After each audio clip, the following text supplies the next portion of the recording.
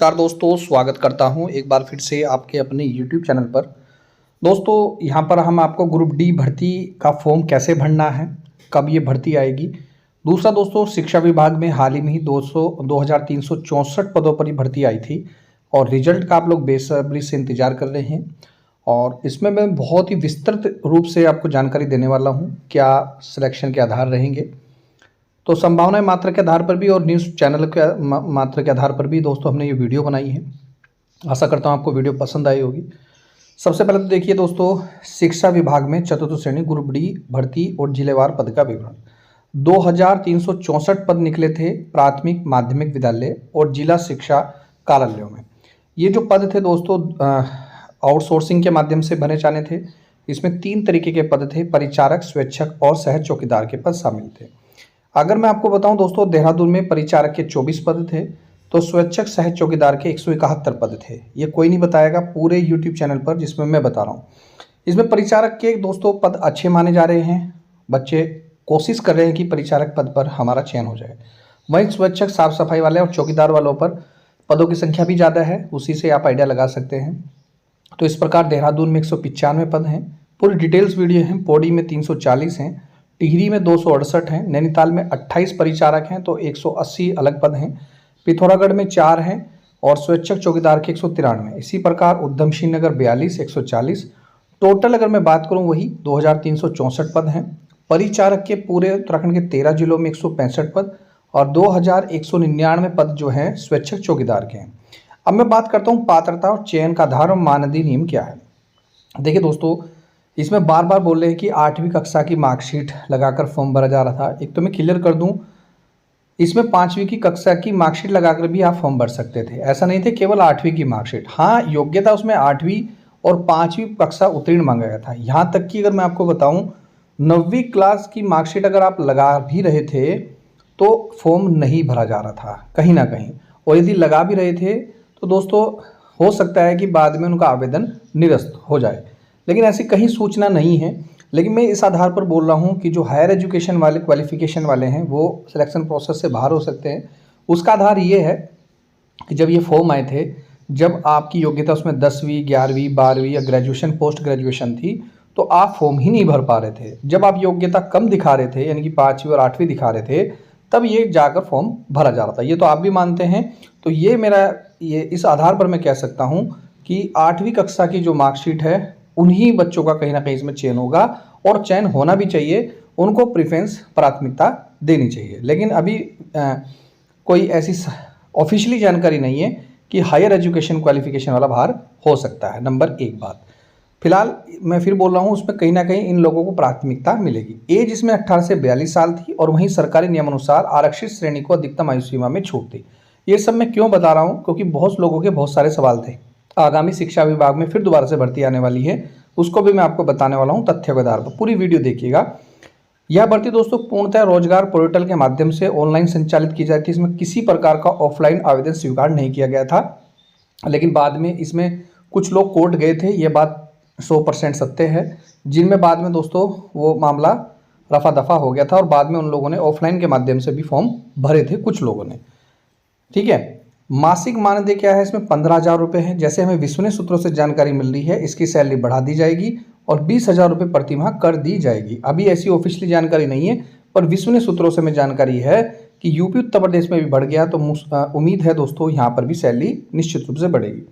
Company की बात करूँ तो इसमें कंपनी थी जिसका नाम था मास मैनेजमेंट प्राइवेट लिमिटेड। अभ्यर्थियों से कोई भी आवेदन शुल्क या सिक्योरिटी नहीं ली गई थी। सिर्फ फॉर्म भरने के थे। आप CSC सेंट्रल को 200-250 रुपये जो भी था, बाकी इसकी कोई फीस नहीं थी। परिणाम की स्थिति और विभागीय समीक्षा की बात करूं, अभी इसका रिजल्ट डिले क्यों है?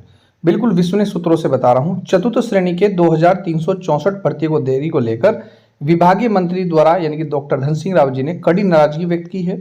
उन्होंने इसके लिए कमेटी का गठन कर दिया गया है। अनावश्यक विलंब ना हो, विभागीय स्तर पर कुछ स्तरीय कमेटी गठित की गई है ताकि निष्पक्ष रूप से रिजल्ट जारी किया जा सके और जल्द से जल्द उस पर कार्रवाई किया जा सके।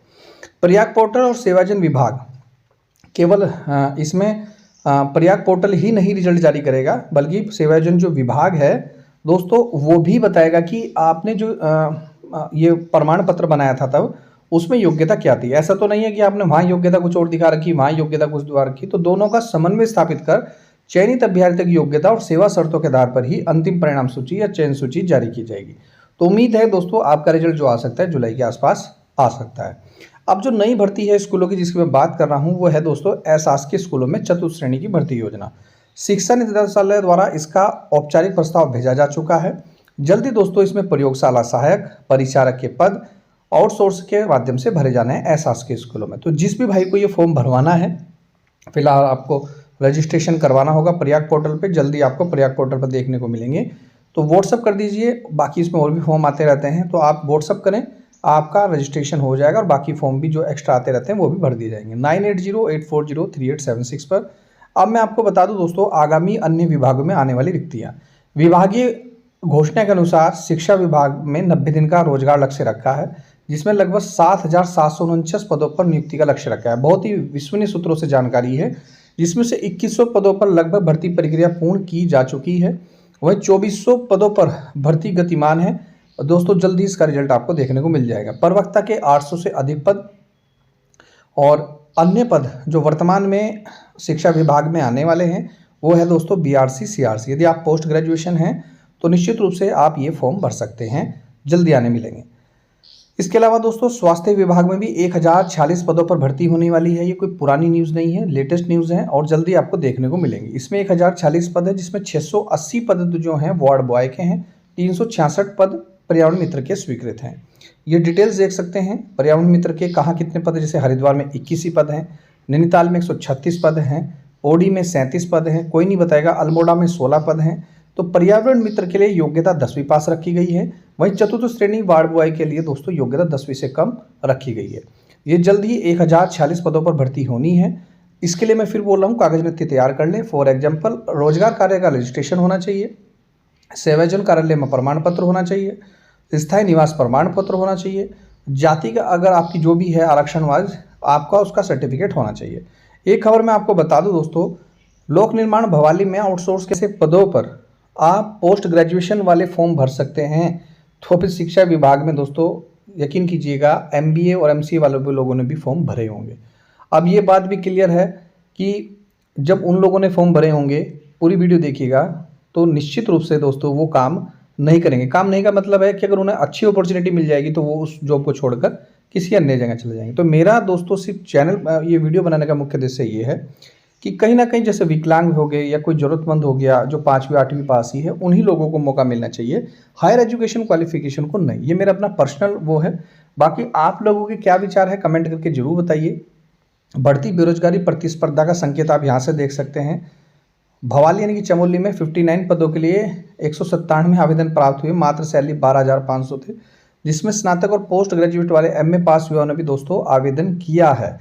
जबकि बेलदार पद का काम होता है दोस्तों नालियों की साफ सफाई, सड़कों का रख रखाव करना, तब उस फॉर्म को नहीं छोड़ रहे लोग। तो परिचालक चतुर्थ श्रेणी स्कूलों का फॉर्म कैसे छोड़ पाएंगे, जिसमें सैलरी भी बढ़ने वाली है। फिलहाल मैं आपको ये बता रहा हूँ, एक तो आप नई भर्ती की जिन्होंने फॉर्म नहीं भरा शिक्षा विभाग ग्रुप D का, कोई बात नहीं, दोबारा से दोस्तों ये भर्ती आने वाली है। दूसरा 680 पद चतुर्थ श्रेणी के वार्ड बॉय के और 366 पद पर्यावरण मित्र के आने वाले हैं। और सबसे महत्वपूर्ण जो है रिजल्ट दोस्तों जुलाई में आपको निश्चित रूप से देखने को मिल जाए। क्यों? क्योंकि यहाँ पर मैं आपको तथ्यों के आधार पर दिखा रहा हूँ। ये 90 दिनों का रोजगार रखा था, 90 दिनों का, जिसमें दोस्तों यहाँ पर देखिएगा ये रोजगार लक्ष्य है, जिसमें बेसिक शिक्षक भर्ती है, 24 से चतुर्थ श्रेणी भर्ती है, और इसके बाद जो भर्ती आएगी वो आएगी आपकी BRC CRC। तो BRC CRC वाले भी दोस्तों ये बहुत ही महत्वपूर्ण जानकारी और विश्वसनीय सूत्रों से ली गई जानकारी है। तो तैयारी करते रहें और आई होप कि आपको वीडियो अच्छी लगी होगी। बाकी आप लोगों को कोई सुझाव हो, आप लोगों की कोई और क्वेश्चन क्वेरी हो तो कमेंट करके जरूर पूछिएगा। मिलता हूँ नेक्स्ट वीडियो में। वीडियो देखने दोस्तों धन्यवाद। जय हिंद, जय उत्तराखंड।